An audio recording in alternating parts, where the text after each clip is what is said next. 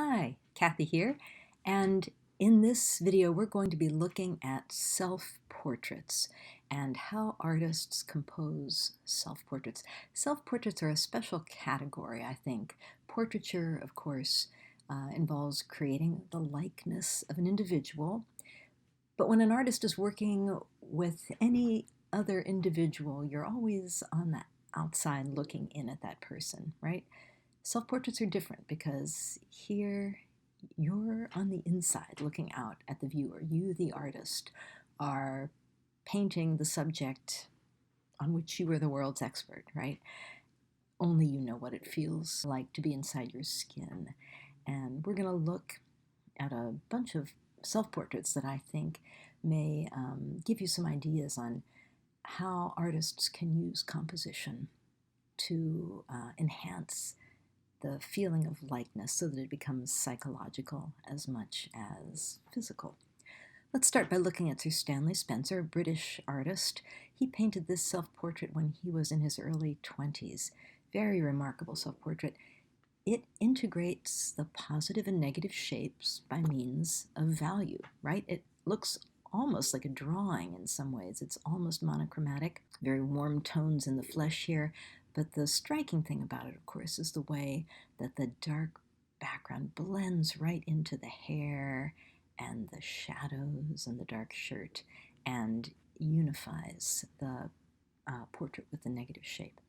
Here's a painting he did of himself when he was a bit older, in his 40s, it looks like.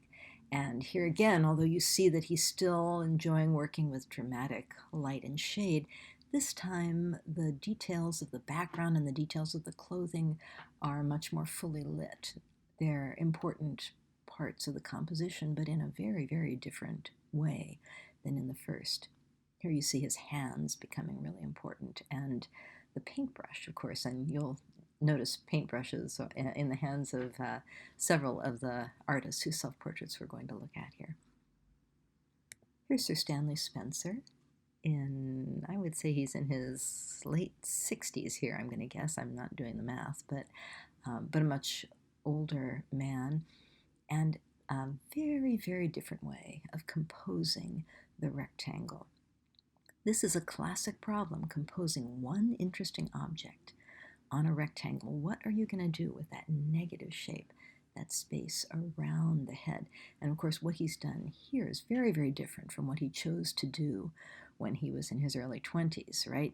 Here he's showing us much more of his environment. The light is very, very clear and clean everywhere. You can see every detail of even the slightly shadowed side of his face. He's very unsparing in showing us what age is doing to the skin on his neck or to the symmetry of his eyes, for example. And the dots on the wallpaper in the background give a similar feeling of intense observation and maybe a little bit of distortion. We feel here that the drama is not from the lighting at all, but from his psychological engagement with us. Still, all three of these, let's scroll back through them real quickly here. I'd like you to notice that although these are about as different compositions as they could be, there is in each of these a feeling of essentialness to every square inch. There's no place that you could crop or trim any of these three compositions and improve it, have it be stronger than it is now, right? And that might be a good standard for you to hold up to yourself as you work on a self-portrait.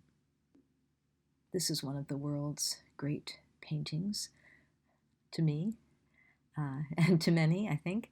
It's a very, very simple self-portrait that Rembrandt did of himself. Again, as a very young man, he would have been in his early 20s here, and the exquisite simplicity of this is a little deceptive, really, because a lot of the beauty of this composition depends on the simple gradient in this background, just the very, very subtle way that it moves from almost the brightest white in the picture to this middle gray, and then brightens up a little bit as we come back down here, so that you can see even in this one head against a gray background, right? You can see light against dark, dark against light. You see the features of the face peering out of the shadows here, and then you'll see very crisp outlines against the light negative shape. The softness of the hair, the crispness of the chin, all these changing relationships of light and dark, soft and hard, combine to give us this very, very intense and yet subtle self-portrait. Here's Rembrandt in a more humorous mood. Some of you may have made faces at yourself in a mirror and tried to draw them very, very quickly. I know I've done that many times. It's a great way to sharpen up your drawing skills, and we see Rembrandt doing the same thing here. Even though he was drawing on an etching plate, of course, rather than simply in a sketchbook, you can feel how fast his hand is moving as you look at these scribbly lines. He uses line not only to outline shapes, but to fill in areas of tone. He uses it very, very fluently, and it's just lovely the way those two styles of using line are integrated in this portrait and many of his drawings. Here is Rembrandt at a more advanced age, in his 40s, I think. You see again the use of line in a very, very intensely developed cross-hatching, especially in the face here, to create areas of value. One very striking thing about it is the way that feeling of outdoor light outside the window is achieved simply by letting the white of the page glow through and keeping the cross-hatching and the lines of the landscape very, very dim and soft. Here's a self-portrait by the great Renaissance painter from Venice, Titian, and you'll notice the elegant simplicity of this, but everything is absolutely balanced and controlled. So the value of the negative shape, although it's very dark, still provides a foil for this dark skull cap, and of course a beautiful setting for this pale face and hair that glow forth from it. Little highlights on the shoulder of the robe here, little highlights on the chain that he's wearing around his neck, give just enough articulation to that area to help us see it as the volume of his body rather than a flat shape. And then down here, of course, this is like a little flame lighting up the bottom of the painting and drawing our eyes down there from the more intensely depicted face. Very, very beautiful. Here's Artemisia Gentileschi, a painter from the 1600s, one of the first female painters whose work we know, who worked under her own name and was quite famous during her lifetime, as much for the phenomenon of the fact that she was a female painter as for her brilliant work, although her work was brilliant. Here she depicts herself as the allegory of painting and incidentally shows off her skills at foreshortening. Another female painter, over 100 years later, Vigée Lebrun, also painted herself numerous times, often with paintbrushes in her hand. And if you look carefully here, you can see that the painting that she's working on is a portrait as well. Van Gogh is likely to be a familiar painter to you, and he painted many, many self-portraits. Some of them, well, none of them are what I'd call serene, but some of them may be a little bit more controlled, and some a little bit wilder.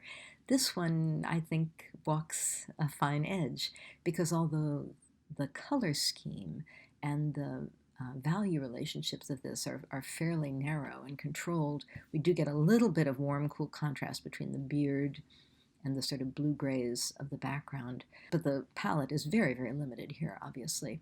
And the gesture of the brush in the background is really the thing that unifies that negative shape. We feel, because of the intensity with which he has painted the background and filled it with these swirling marks, that it is a very important part of the portrait. It's telling us something. It's cluing us in on something. It's poetically evoking something that is an important part of the psychological likeness here. This self-portrait by Van Gogh is composed rather differently. Here we see him in the place where he presumably was painting, right in his studio. We can see an easel behind him and a Japanese print on the wall, the side of the door. We get the feeling that his cap was probably blue and his coat was probably green. In other words, he is really responding to the things that he sees in front of him, taking his own artful liberties. Obviously, I doubt that his face was really all those colors, but you get the feeling a little more in this one that he is almost recording, as if in a diary or a journal, the way that he feels, the way that his ear, of course, is wounded, and you see him with a bandage around his head, the things that are happening to him right at the moment.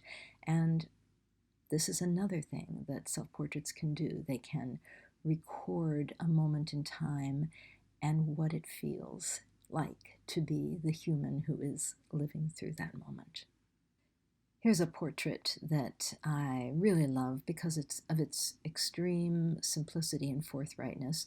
This portrait is drawn on toned paper, which is a favorite medium of mine, and if you want to try this, I think you might find it really fun. He's working both with charcoal to create the darker tones, white crayon, probably Conti crayon, to create the lighter tones. And there are many, many places in the portrait, especially in the cheeks here, a little bit in the shirt that he's wearing, where you see the brownish tones of the paper participating in the values of the drawing.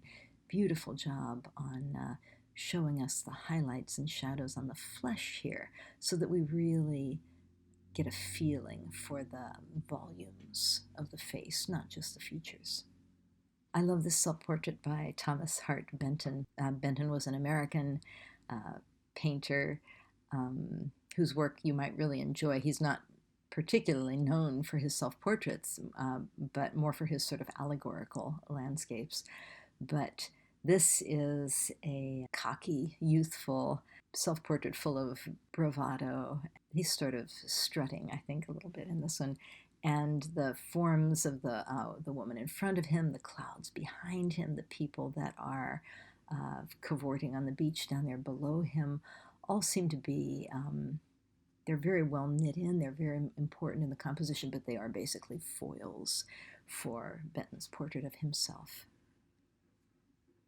Same guy, a few years later, much, much different mood, perhaps a little bit more honest and insightful and intense. The way that he is looking at us here, of course, he's looking at himself in a mirror, we presume, but the intensity of that look and the absolute honesty and care with which he depicts his much changed body and features are very, very admirable, I think.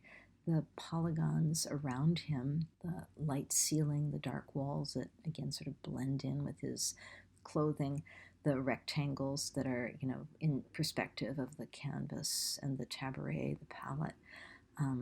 Really simple, lovely way of giving us a feeling of the space where he is and the things that matter in this painting.